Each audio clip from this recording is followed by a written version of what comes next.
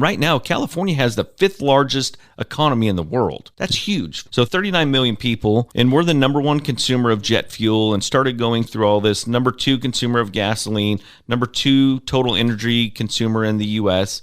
So when you're looking at that, the number 5 economy in the world, you know what one of the number 1 commodities in California is? Yes. It's oil. That was George Harmer from General Production Services in Taft, California. George Harmer has been acting as Director of Health and Safety at General Production for 15 years. He has been a vital part in the development of people and processes, ensuring a safe and healthful workplace. He manages the safety of roughly 600 employees and has 16 safety professionals reporting directly to him. He participates in multiple committees supporting the health and safety of employees in associations with multiple oil producers here in Kern County for the last 15 years. He is actively involved in fighting legislation that negatively impacts the oil industry. He is actively involved in the Taft Union High School Oil Academy and mentors for the Holmes Family Scholarship Program. In today's show, we discussed General Production Services and the legacy that Charlie Beard has left behind in the support of the local community as well as the oil industry. And later in the show, we talked about Californians for Energy and Science, a passionate program association that George is spearheading in trying to educate the community of how vital oil is to California and our valley. Welcome back to the Our 2 Cents podcast, the show where your local professionals sit down with an array of guests to hear their story and impart some wisdom for both business and life-improving skills. This is your place to hear business and community leaders discuss relevant topics that matter to you. Welcome to Our 2 Cents podcast. My name is Troy Burton. I am your host today. Before we get started, I'd like to encourage all of our listeners to check us out and follow us on Instagram and Facebook, LinkedIn, YouTube, and Twitter. Got a special guest today, an old friend that I actually went to school with in our stomping grounds of Taft, California. We're going to talk a lot about Taft, who he works for, the heritage and legacy of Charlie Beard in General Production, and a adventure that George has taken on about the Californians for Energy and Science. Before we get into those topics, George, I want to talk a little bit about GPS, General Production Services. I remember them before. They were around before I was. I would like to talk about them, what you guys do for our services, your role, and, of course, Charlie Beard, his contributions to the valley, to the industry, and to the community over there. So welcome to the show. Thank you. Appreciate that. So give us some history on General Production Services. Well, General Production Services has been in business since 1967, so 56 years in Taft, California. We have some satellite yards. We have one now off of North Chester. We have one in Bell Ridge. We have a small yard in San Ardo and one in Ventura. We have roughly 740 employees working for us right now. General Production Services is a full-service oil service company. We do everything but drill the well. We service the wells. We do all the pipeline infrastructure, piping, tanks, flow lines, go back through, work the well over if it needs to be worked over. In the last 5 years, we've actually added a few new divisions. We have a wireline division that can go down and fluid levels, as well as shooting perfs, cavity shots for our abandonment division, which is a new division. Sure. We have 6 coil tubing units, 5 pump trucks with the 6 on its way. We do tubing testing, so we have a testing service now for testing. Our construction division has about 160 employees that work in that. Okay. That's on the pipeline side. And then the rest of our businesses are well servicing, which that's probably has the lion's share of employees there. So yes, since 1967, still going strong. And I want to say you guys probably pivoted off well servicing. It was always been the staple, and then you guys expanded from there. Is that accurate? Well, actually, well servicing is still probably about 75% of our business. But we did realize that the way the state was going, getting so many wells abandoned each year, that we knew that we had to kind of expand over on that side. We had the rig work. We had everything else except the pumps, the coil tubing units. So Rusty's pretty ingenious when it comes to that. He sees a need and he sees what's out there, what's coming. So he's always looking at the forecast and what's going to be coming up. So he did a really good job forecasting what we would need, the type of equipment that we would need. And so, yeah, we got into it. We have full service. So when we abandon a well, it's every piece of our equipment on location now. We don't have to reach out to any other company. So I've been there 15 years. I'm the safety director. I have 2 superintendents that work for me. Since we have 740 employees, I have a staff in my department of close to 20 people. They're responsible for the day-to-day operations out in the field.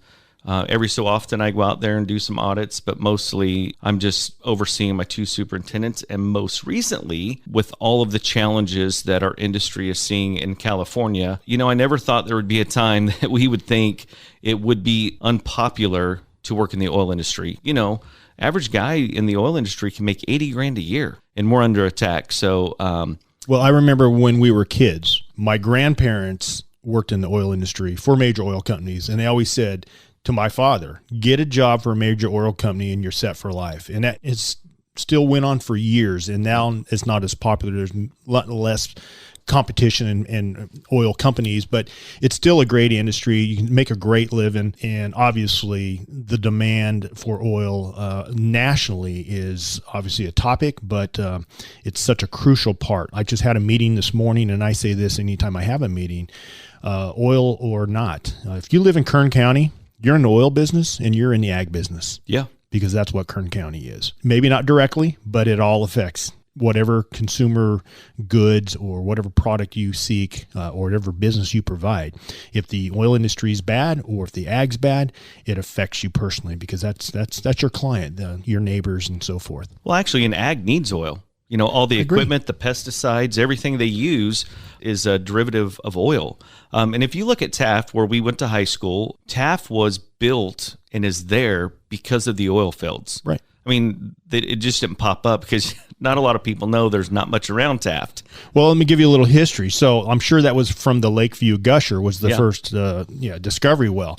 So I'm from Cuyama. I was born in Taft Hospital. Believe it or not, there was a hospital Which is not there anymore. Correct. In 1969, so I can age myself. Raised in Cuyama until I was 13. So when everyone drives through Taft and through Cuyama Valley to go to Pismo, for those who don't know, that little valley with that little town site called Cuyama where the Buckhorn is, we all know about that. That's a town site built by Atlantic Richfield, ARCO. Yes. Because there's a gas plant about 5 miles behind that town site that most people will never know or see because it's back there in the foothills. And so Cuyama was built from ARCO, which is the same thing as Taft. Of course, Maricopa's has to be the same story.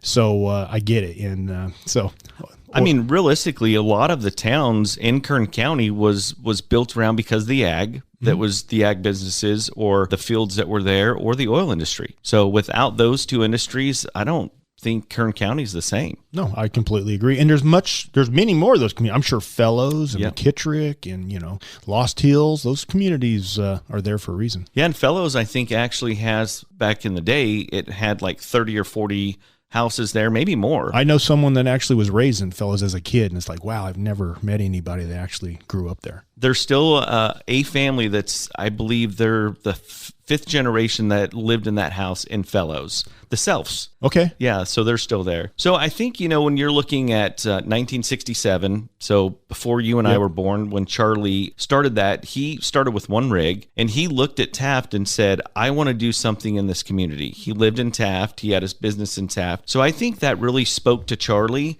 And he wanted to be involved because that small town vibe and understanding what the oil industry meant to that community. If you knew Charlie, you know 2 things. He didn't want people to know how generous he was. Right. But he was very generous. Yes. And the second thing is you didn't have to wonder what he was thinking. So whatever was on his mind, he was going to tell you.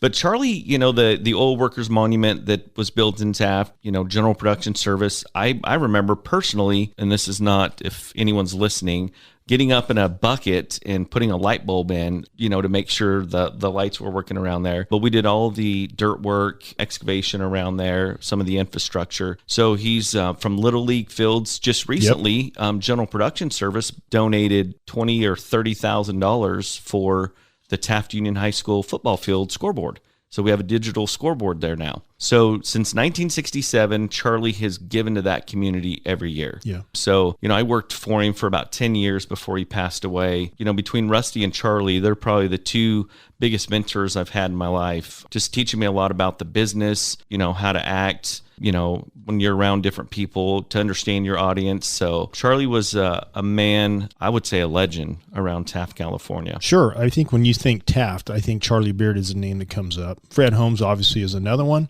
Absolutely. And I'm going off memory. Didn't Charlie have something to do with starting Taft National Bank? Taft National Bank. The racetrack, was big involved in the racetrack out here on Enos Lane. KCRP, Right. Verco. He owned GPS River Rock plant that was up in Cuyama. Yes. That, for 30 years, probably they mined sand and gravel, and all the water wells that were drilled in Kern County used the rock from there because it was a special, I don't know how special a rock can be, but it was special rock that every water well in Kern County was utilizing. So I think all in all, Smith Mayberry, that was kind of the corporate name. I think they had about 30 businesses that he started in or around Taft. That's crazy. Yeah. Yeah, he is a legend by far. Like I said, he is a staple. When you say Taft, it's kind of like Charlie Beard. Absolutely. And I remember a story. Charlie and I were down in the industrial park. So he was into land development, and Charlie, we were down there and we were going to run a water line, and there was a pole that was in the way. And I said, hey, Charlie, well, let me get somebody over here to get that pole out of your way so you can, start working. He had a Cadillac Escalade, and I seen him grab a chain. He hooked that chain around the 3-inch pole that was cemented in the ground with his Escalade and pulled that thing out. And he said, Junior, we ain't got time to wait for nobody. We got to get to work. Let's get this job done. Yeah. So let's talk a little bit about some of the Memorial Scholarship, the Charlie Beard Memorial Scholarship. I think he's also does a Thanksgiving food drive and Christmas toy drive. You talked a little bit about Little League. I know he's supported it with money and probably equipment and services. And, of course, you've already talked a little about the oil field workers monument. For anyone that's ever been in the oil industry and haven't been to Taft lately, I don't know how long the monument's been there. 10 years probably, maybe more? You need 10 years, I think. You need to make a trip out to Taft and go down Supply Row and check out the Oil Workers Monument. Even if you're not in the oil industry, maybe your father was, or friends or uncles, there is so much history there, and it's so interesting. And, of course, always go to Taft during Oil Dorado days, which is what, every 4 years? No, I think it's every 5 years. Might be every 5. Every 5 years. So yes. You'll know about it because you'll hear about it. But it's an opportunity to give back as well as to get educated and see the history and the value. When we talk oil, a lot of people, and, oil's not like you said, not a hot topic. Well, it's a hot topic, but it's not a positive topic. Good. And, we've had a lot of great people on here that support oil, and you do as well, and are fighting for us to get people educated. And I came from the oil industry, worked there 15, 20 years before I moved out of the oil industry. And like I said, you're always in the oil industry if you live in the valley. But there's so much more that oil does, as you just mentioned. It's in medical supplies, it's in pesticide, it's everywhere. And it's not that we want, people think that it's a bad industry, a polluting industry, and the regulations, and I'm probably speaking some of the things that you're going to say. I can take you to facilities and show you, and they're spotless. Yes, you're going to find maybe traces of oil here and there, but the emissions and the things that you think and see is just not accurate what people post about the industry in California. The regulations are higher in California than anywhere. And we're going to talk about a little bit about OPEC and foreign oil. I'm going to let you go down that road, but it's just amazing, and I had a meeting this morning with a client, which is an oil client. So of course we talk oil, we talk politics, of course, and we talk about electric vehicles and electrical grid being borderline at best right now, and we're going to convert everything to electric hypothetically. But even if that was true, and if that is really the direction we're going as a state, do you know how many oil products are still in an electric vehicle? There's rubber tires, and there's plastic, and there's roads that they drive on. So, and there's asphalt shingles, and, we can go on for days. And I was talking to my friends, I was co-hosting on the Money Wise show, and we were talking with Chad Hathaway about oil. And they took a picture of something that was in, I don't know, New York Times or something. And it showed a medical facility, emergency room, maybe an ICU room. And the conversation says, how many oil products do you think are in this medical facility? and it was about 85% of everything that you saw was made from an oil product. So, it's not always bad, and obviously you know that, but it's vital, and my honest opinion is it'll never go away. They're going to push us hard to quit producing, but it's not going to go away, and not my lifetime, and probably never. So, but we got to fight these politicians and the people that don't understand it, and people that will actually listen to us. And George, that's some of the stuff that you're doing with the Californian for Energy and Science. So let's talk about the organization, your role, your initiative, your goals, your team, and how people, the listening audience, how they can back you, support you, get involved. Let's talk big picture here and be honest. Tell us what you need, because it's a tough battle, and we're losing in California, and we need to change that momentum. We're all talking about it, but we need to put some feet on the pavement and move in that direction. So it's all you. Let's hear about it. Perfect. Well, going back to some of the comments that you made about the oil industry,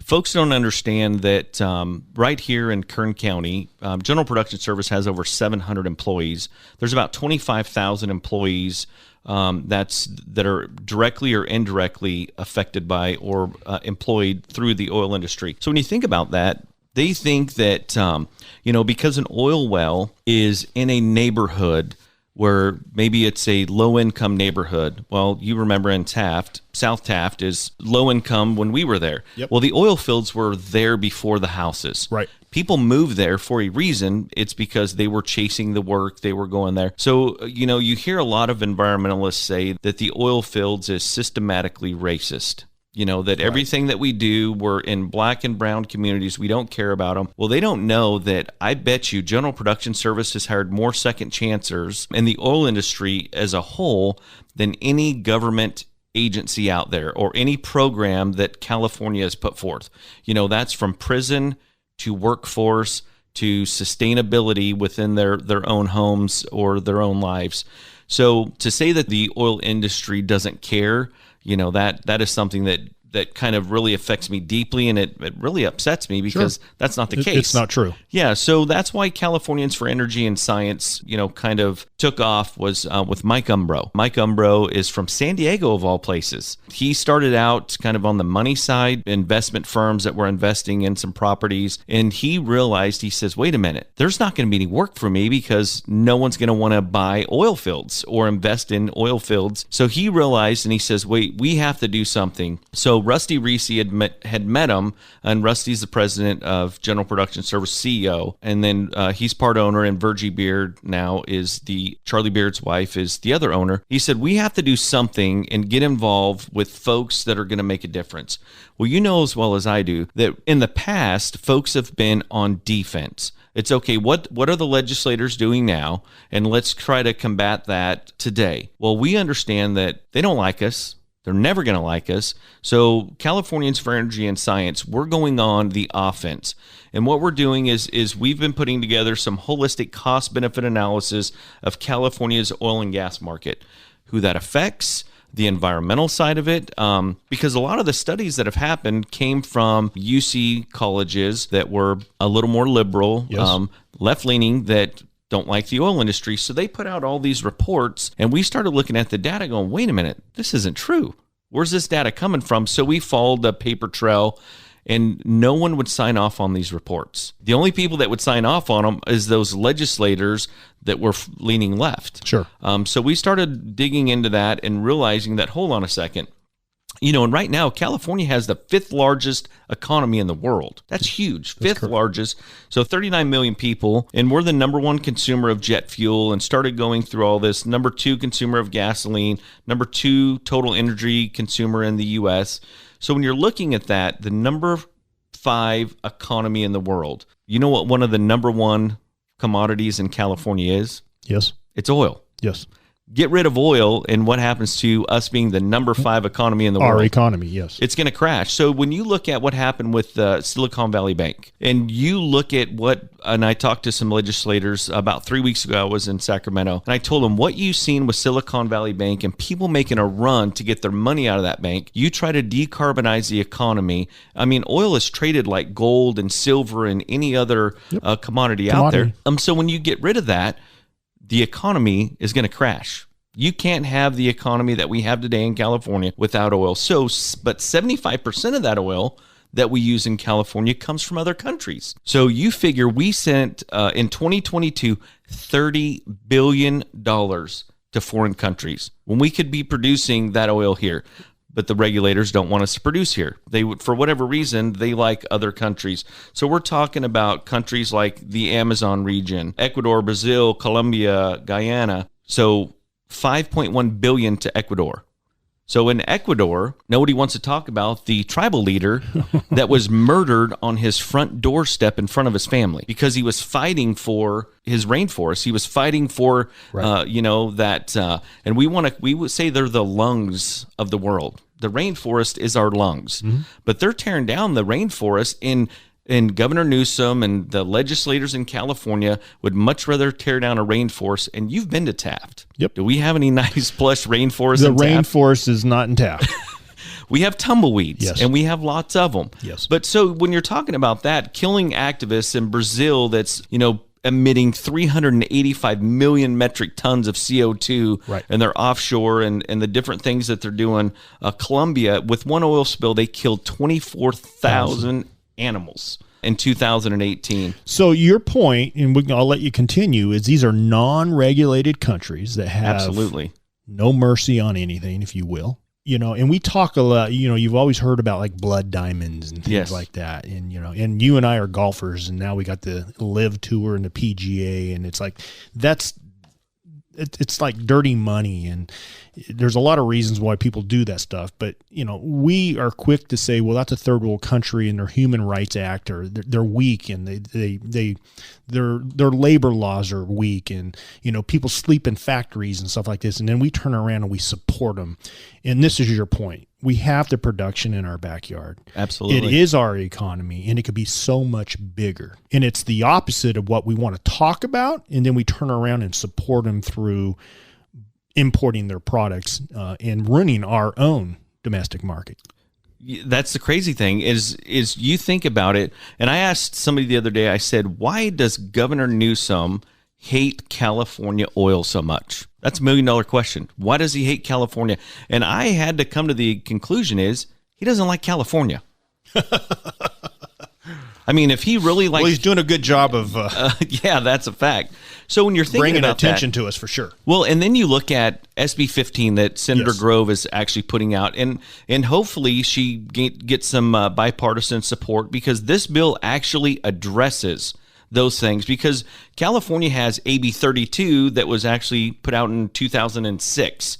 It's called the Global Warming Solutions Act. And that thing in AB 32, it talks about, minimize leakage, reduce toxic air contaminant emissions. So that's what they're asking us to do. So all the oil that's produced in California, or all the oil that is consumed or used, should meet these regulations. But again, we're going to all these countries that don't have the same regulatory. California works under the most stringent regulatory guidelines in the world. But yet we're going to go to these other countries and get the oil. We don't care. It's almost like they're an ostrich with their head stuck in the sand. Don't tell me about what's going on. So Californians for Energy and Science, we're actually bringing that to them and go, wait a minute, all the regulations that you're putting on California, and when you're buying that oil from a country that doesn't have the same social, economical rights that we have here in the United States or even in California, that's yours. You have to own it.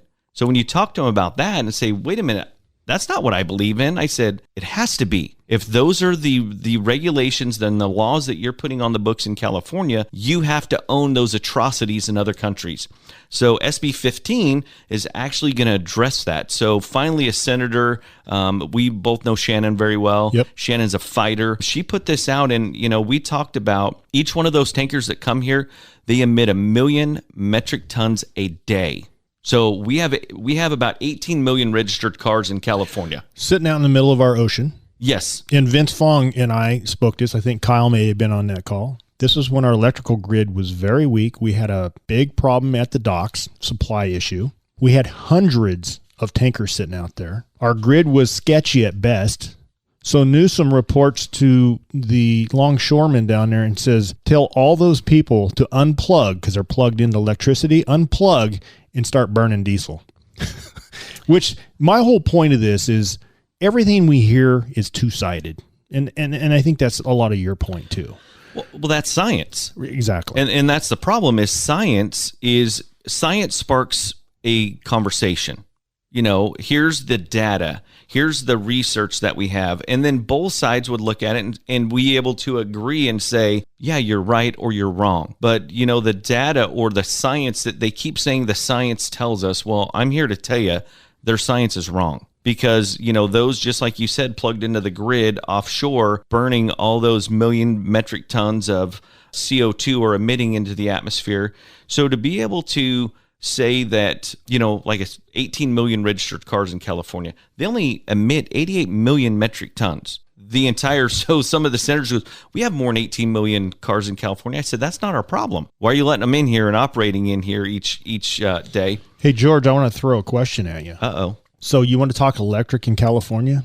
Absolutely. Do you know how much electric is produced from natural gas? 75%. Okay. Just checking. I mean, that's the crazy thing, 75%. And they don't even want to talk about, I think the president actually just today or yesterday talked about, he was in an electric vehicle. I didn't know he knew how to drive anymore, but he was in this electric vehicle. And he's saying that he's going to push these electric vehicles, in California and go completely green. And I actually have some stuff that's called greenish energy. Yep. Solar is greenish. Yep. 80% of our solar panels are made in China and shipped out here on these bulk carriers, emitting 1 million metric tons a day. I said, if a solar panel, so we're trying to get we don't have all the math or the data yet, what one solar panel kind of generates over its lifetime. But I don't think they'll ever offset what it took them to get them here from China. Nope. So even looking at our infrastructure, there's a lot of folks out there. If you look at Forbes magazine, it says California is facing an electricity crisis, but they're wondering why the regulatory agencies are mandating that we go all electric. 40% of the grid, 43% of the power grid is actually the number is by natural gas. It's not 70%. And then we're going to have a power shortage through 2025. The grid can't keep up with it. They're already talking about this summer rolling blackouts. Sure. We hear it every summer. And so imagine if we... And everything that you have that isn't electric, they're asking you to convert to electric. Yeah. And it doesn't make sense. And don't charge your electric cars during the day. Well, there you go. We need you to charge them between midnight and 2 in the morning. And I think that's when they want us to wash our clothes and do all the other things. But I think really all of these things point to the inadequacy of our government, because I don't think they ever understood and could go out and look at the explosion or the growth in California. They weren't ready for it. So all of our tax dollars, everything that we've been paying for over the years, you have to wonder where it's going to. And I think the reason for it is all the regulatory requirements on putting in a power pole. I have a friend that's had solar on their house for 6 months and still has not got it signed off. Sure. So, it's all these things are just mind-boggling to me of all of the regulations they're putting on us, but yet they won't let anyone do anything. Right. Yeah, and I think another topic that Vince Fong and us talked about was the transportation industry, the big trucks that are all running on diesel, and they're going to have to convert to electric too. I don't even know that the technology is there for them to do that, but the cost affiliated and the cost that somebody as an owner-operator has already absorbed to get into the business, it's an easy decision. They're just not going to work in California. No. And our harbors are the biggest harbors that supply the U.S. Imagine this. You've driven up the Grapevine. Yes. I mean, imagine a semi going down the Grapevine, losing power. I mean, their brake systems, everything they have. Yep. And we've seen over the years, I've seen lots of semis, lose their brakes and crash and, kill someone. So, yeah, like with General Production Service, we have all of our rigs that are out there. We have 82 rigs. Our rigs have the Tier 4 on-road engines in them. Mm-hmm. So we spent, to power every rig or new power, was about $200,000. Wow. So imagine, like you said, those folks that are out there that can't afford that, a semi-truck new off the showroom floor is about $220,000. So now to tell them we're going to convert over to electric, that's going to be pushing $500,000 easy to operate an electric truck that we don't have the infrastructure. And we have hundreds of thousands of trucks rolling up the road. So now those guys are going to be parked. So it's going to put a strain on the grid system, and it's also going to put a strain on the all those folks out there trying to deliver products. Right. You know, things are going to be coming late. You're going to have food that's sitting in these sleepers that right now have a generator right that's keeping everything cool, medications, all the different things that are traveling up the roadway. So I really think it's almost like they haven't thought it through. You know, we took some students to Sacramento, and it was the Democrat on the side of the natural resource, and she said, we have to get rid of fossil fuels. Okay. So we had some students there, and so they said, well, okay, what kind of car do you drive? And it was silent. She said, well, I drive a gas car. And she goes, okay, well, that's great. What are we going to do if fossil fuels are gone? She looked at her watch and says, oh, I have another meeting I need to go to. Yeah, you can see where this is going. So they think they have the answers, but they don't. They're uneducated, and I don't know if they're being funded by these green energy movements, but it's really not hard to figure out. And it's not because there's oil in my veins and yours. It's common sense. Yeah, absolutely. I asked one of the senators that his district is in the LA area. I don't want to blow him up because I may have to talk to him at some point. Yeah. And I said, hey, the next time you're driving through, you have to drive through our district to go to your home district. I said, I'm going to extend you an invitation to come out and see the oil fields for yourself, because he had never seen them before. Mm-hmm. I said, I want to invite you to Taft. And he says, I fly. On an electric plane. On an electric plane, yes. So, so all those things that are out there. And then I said, we could work together. I said, we don't have to be enemies. That's the problem is you think we're an enemy and we think that you're an enemy.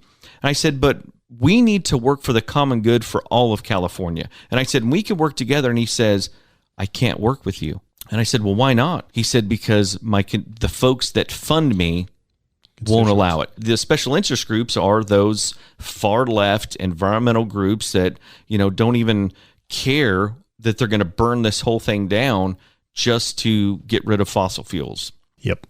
I believe you are hit it on the head. So what can our listeners do to get involved, to support you, to join forces, especially those that are in oil? And like I said, if you live in Kern County, you live in Central Valley, you're in the oil and ag business, and this is about oil today, but it affects us all. And so what can people do, and how do they learn more about what you're doing? Absolutely. Thank you. They can go to energyandscience.com. They can sign up on our website, and you'll be in the monthly newsletter. It goes out every month, kind of tells you what's going on. And then also we're in the process right now of setting up, because this is kind of a grassroots effort. Sure. We do have some big sponsors. Some of the oil companies, some of the service providers are getting involved, but they can go on a grassroots. I don't care if they have $5 or $10 if they want to go online to energyandscience.com. If they just want to sign up and be a supporter, if they want to go to our meetings.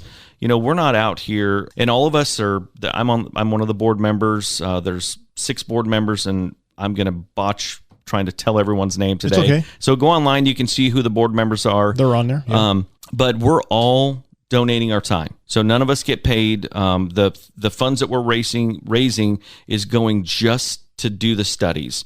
And we lean heavy on the science. We're actually working with UC Berkeley. We have some students that are in the biofuels side of that. We have a few professors that actually looked at the data and says, wait a minute, we've been lied to all these years. Mm-hmm. So they're involved with that. So we're really leaning toward the science. We're going out and doing a lot of studies. So the first funds that we're raising right now is to put monitoring systems throughout California, around different cities, around different sites, the ports. So if you want to be involved, that would be great. And just support us. If you can't support us financially, just support us in the public and let other folks know about us. Share it. Yeah, absolutely. Yeah, and are you on social media out there? Yes, we're on Twitter.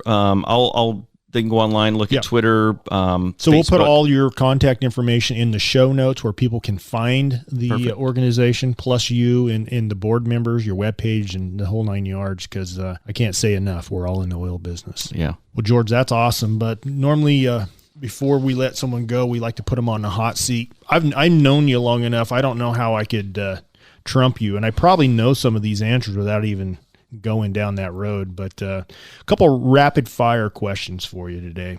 Who's your biggest mentor? I have two, actually, Charlie Beard and Rusty Reese. Yep. Rusty and I have been friends. Of course, I went to school with his younger brother, Reno. So Rusty Reese has been a tremendous impact on my life. That's great. And both of them are great mentors by far. You're probably going to tell me this one too, because we talked about it before we started the show. What book have you read and why?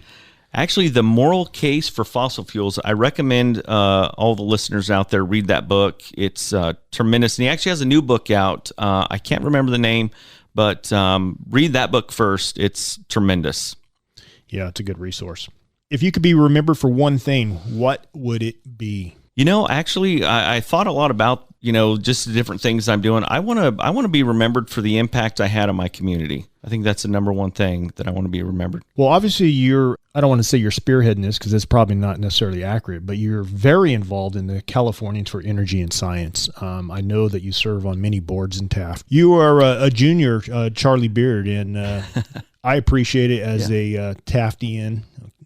And you're doing a great job. We appreciate your service and I'd love to have you back on the show in 6 months to see where you're going. And we will support you because we are pro oil and gas. I appreciate that. Thank you, buddy. Yep.